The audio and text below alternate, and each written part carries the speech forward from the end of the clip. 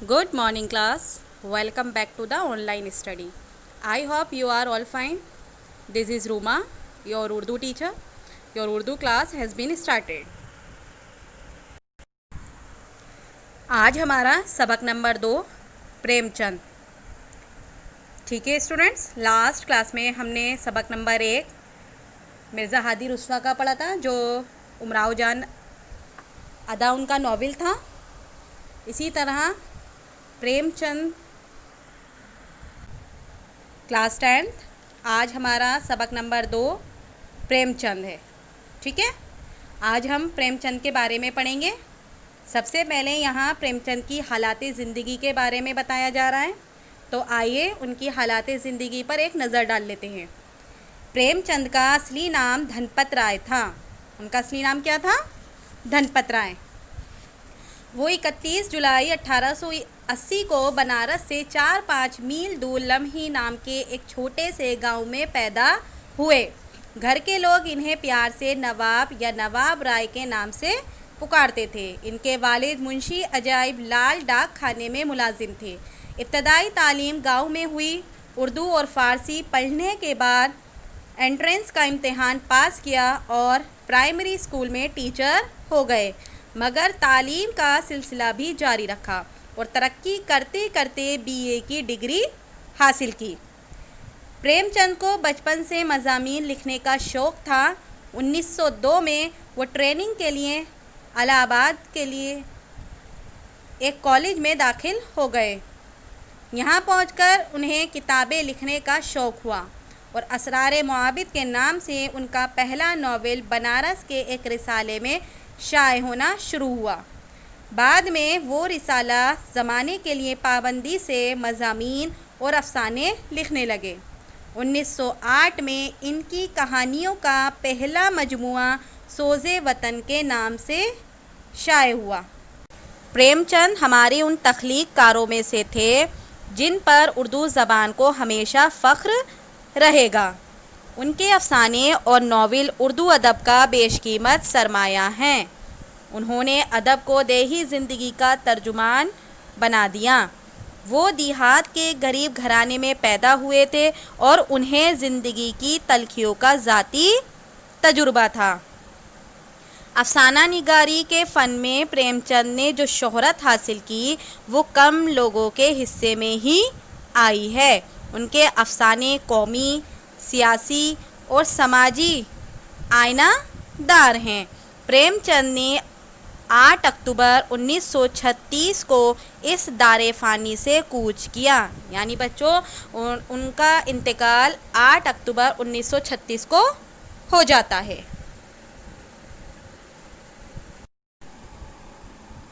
गोदान बच्चों, ये एक मशहूर नॉवेल है जो मुंशी प्रेमचंद जी ने लिखा है।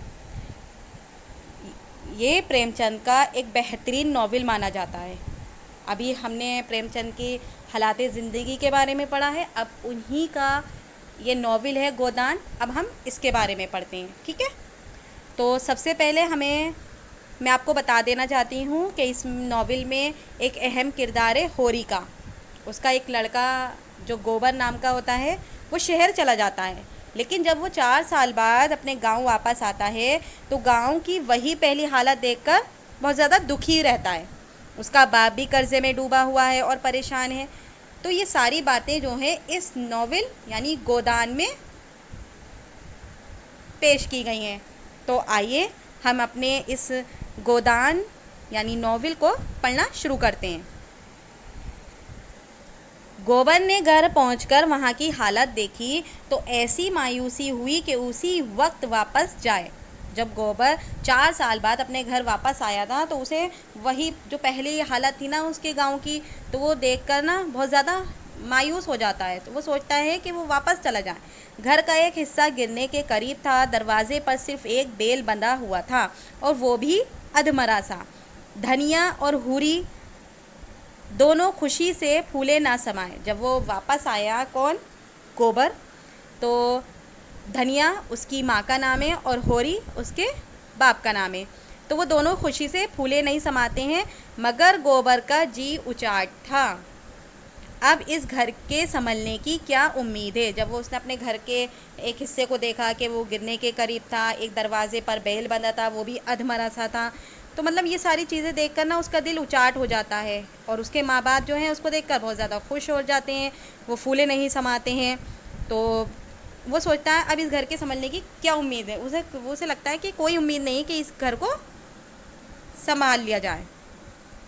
लड़कपन से गोबर ने गांव की यही हालत देखी थी और इसका आदी हो चुका था। वो बचपन से उनने गोबर ने अब गांव की यही हालत देखी थी, वो उसका आदी भी हो चुका था। लेकिन मगर आज 4 साल के बाद उसने जैसे एक नई दुनिया देखी। लेकिन 4 साल पहले जब वो शहर चला जाता है तो वो उस शहर के रंग में ढल जाता है। लेकिन जब वो 4 साल बाद आता है तो इसे वो सब कुछ एक नया सा दिखने लगता है।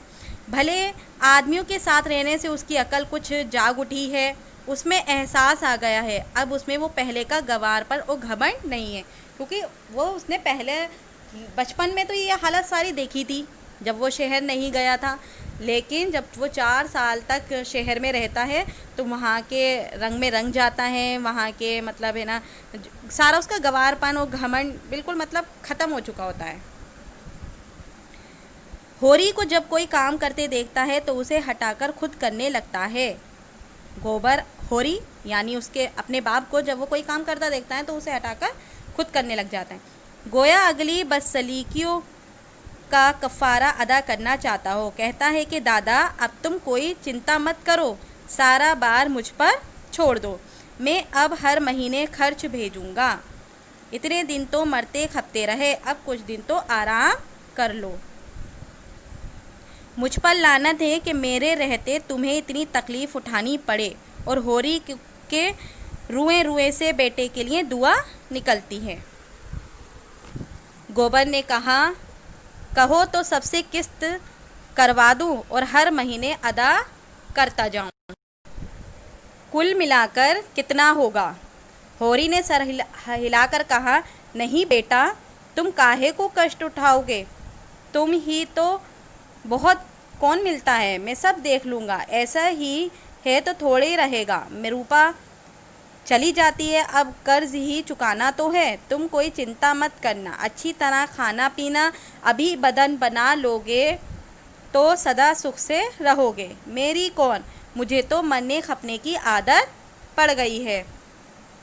अभी तुमको खेती में नहीं जोतना चाहता, मालिक अच्छा मिल गया है, उसकी कुछ दिन सेवा कर लोगे तो आदमी बन जाओगे। वो तो यहाँ आ चुकी हैं, पूरी देवी हैं, बिया के दिन फिर आने को कहा है।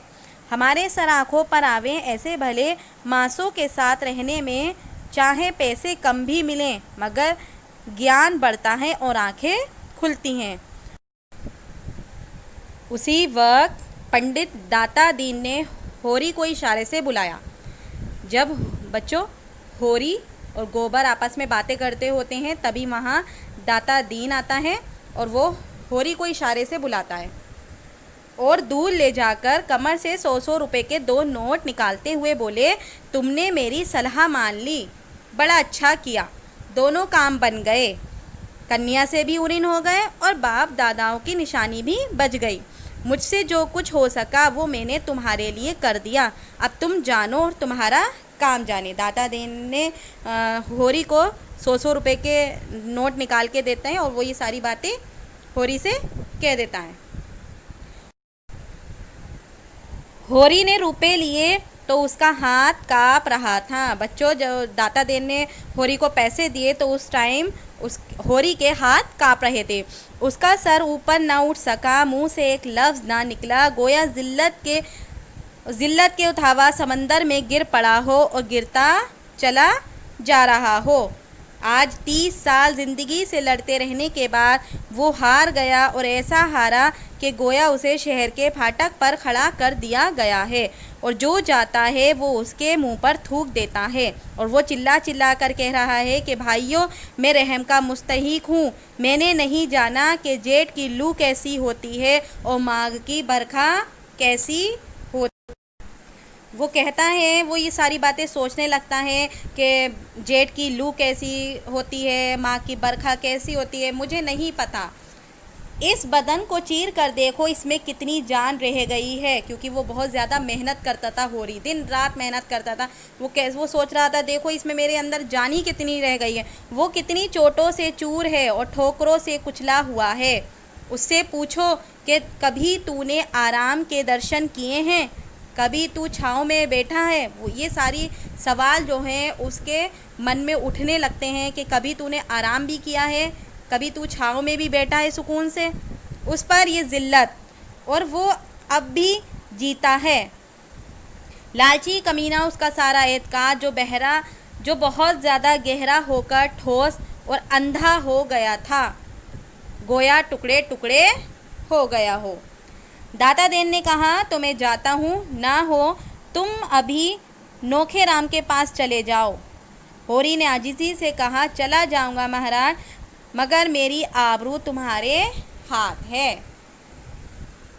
2 दिन तक गांव में खूब धूमधाम रही। बाजे बजे, गाना बजाना हुआ और रूपा रो धोकर रुखसत हो गई। रूपा कौन है? उसकी बेटी। उसकी शादी हो जाती है और वो रुखसत हो जाती है। मगर होरी को किसी ने घर से निकलते ना देखा।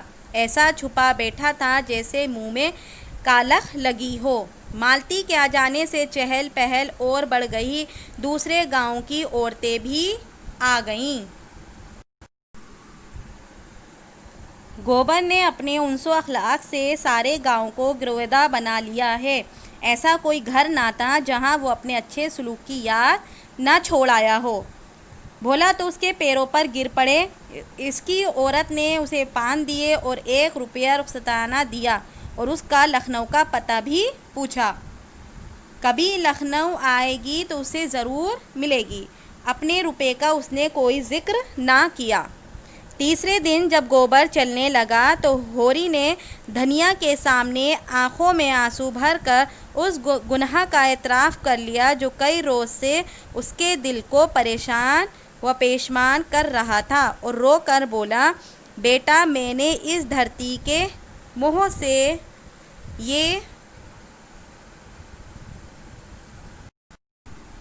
ये पाप की घड़ी सर पर ला दी। ना जाने भगवान मुझे इसका क्या दंड देंगे। गोबर ज़रा भी ना खुश ना हुआ। किसी तरह की खफगी उसके चेहरे पर ना थी। अकीदत से बोला, इसमें पाप की तो कोई बात नहीं है दादा। हाँ, राम सेवक के रुपए अदा कर देना चाहिए। और तुम करते क्या? मैं किसी लायक नहीं। तुम्हारी खेती में उपज नहीं, उधार कहीं मिल नहीं सकता, महीने भर के लिए भी घर में अनाज नहीं। ऐसी हालत में तुम कर ही क्या सकते थे? खेत ना बचाते तो रहते कहाँ? जब आदमी का कोई बस नहीं चलता तो अपने को भाग ही पर छोड़ देता है। न जाने ये धांधली कब तक चलती रहेगी। जिसे पेट की रोटी मैसर नहीं, उसके लिए आबरू और मर्यादा सब ढोंगे। औरों की तरह तुमने भी दूसरों का गला दबा दिया होता, उनका रुपया मारा होता तो तुम भी भले मांस होते। तुमने कभी धर्म को नहीं छोड़ा, ये उसी का दंड है। तुम्हारी जगह में होता तो या तो जेल में होता या फांसी पा गया होता।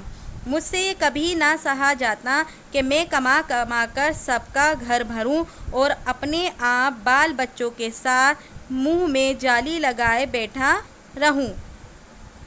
धनिया बहू को उसके साथ भेजने पर राज़ी ना हुई। झुनिया भी चाहती थी कि अभी कुछ दिन यहीं रहे। तय हुआ कि गोबर अकेला ही जाए। दूसरे रोज़ अलसुबह गोबर सबसे रुखसत होकर लखनऊ चला। होरी उसे गांव के बाहर तक भेजने गया। गोबर से इतनी मोहब्बत उसे कभी ना हुई थी। जब गोबर उसके पैरों पर झुका तो होरी रो पड़ा, जैसे फिर उसे कभी बेटे के दर्शन ना होंगे। उसकी आत्मा में खुशी थी, गुरूर था और अज़म था। बेटे से अक़ीदत और मोहब्बत पाकर उसमें रौनक और बालिदगी आ गई है। कई रोज़ से पहले उस पर सुस्ती सी छा गई थी, एक ऐसी तारीकी सी जिसमें वो अपना रास्ता भूल रहा था। वहाँ अब मुस्तादी है और रोशनी है। इसी तरह बच्चों, गोबर जो है वो अपने गांव से रुखसत होकर चला जाता है। रूपा अपनी ससुराल में खुश थी। जिस हालत में उसका बचपन बीता था उसमें पैसा सबसे कीमती चीज़ था। रूपा कौन थी? होरी की बेटी। दिल में कितनी ख्वाहिश थी कि जो दिल ही में घुट घुट कर रह गई थी वो अब उन्हें पूरा कर रही थी। और राम सेवक अधेड़ होकर भी जवान हो गया था। रूपा के लिए वो शौहर था। उसके जवान, अधेड़ या बूढ़े होने से उसकी निसाई जज्बे में कोई फ़र्क ना आ सकता था। ये जज्बा शौहर के रंग रूप या सिन में पर महसन ना था। उसकी बुनियाद इससे बहुत गहरी थी। उजले नस्ल रिवाजों की तह में जो सिर्फ किसी जलजले ही से हिल सकती थी। उसका शबाब अपनी ही में मस्त था। वो अपनी ही लिए अपना बनाऊं सिंगार करती थी और आप ही खुश होती थी। राम सेवक के लिए उसका दूसरा रूप था। तब वो गृहस्थन बन जाती थी। किसी तरह की खामी का ख्याल उसके दिल में ना आता था।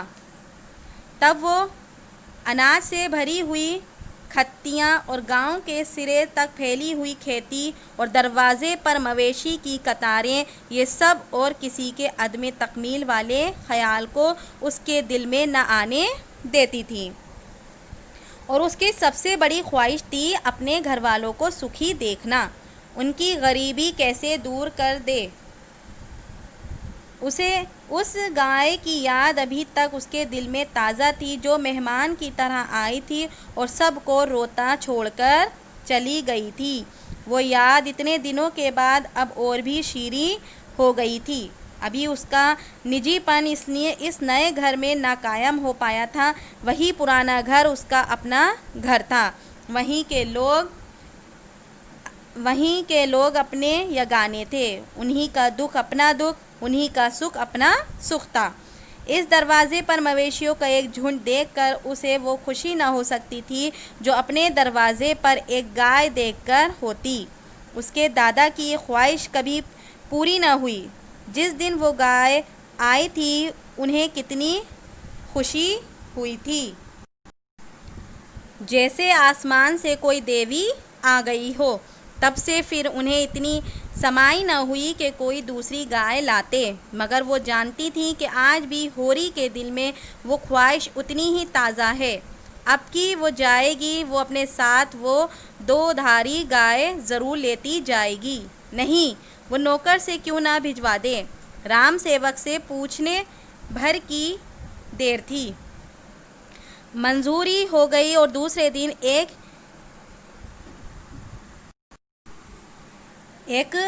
अहीर के मार्फत रूपा ने गाय भेज दी। अहीर से कहा कि दादा उसे कह देना मंगल के दूध पीने के लिए गाय भेजिए। हूरी भी गाय लेने की फिक्र में था। यूं अभी गाय लेने की अजलत ना थी, मगर मंगल यही है और वो बिला दूध के कैसे रह सकता है।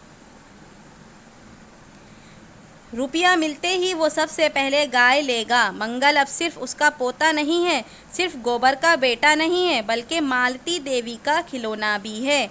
उसकी परवरिश पर दाख्त इसी तरह होना चाहिए।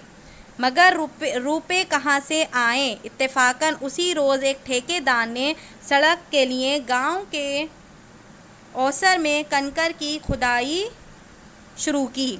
होरी ने सुना तो फौरन वहां जा पहुंचा और 8 आने रोज पर खुदाई करने लगा। अगर ये काम 2 महीने भी चल गया तो उसे गाय भर को रुपए मिल जाएंगे। दिन भर लू और धूप में काम करने के बाद वो घर आता तो बिल्कुल मरा हुआ सा, लेकिन थकान का नाम नहीं। इसी हौसले से दूसरे रोज़ फिर काम करने जाता। रात को भी खा पी कर कुप्पी के सामने बैठ जाता और सुतली काटता।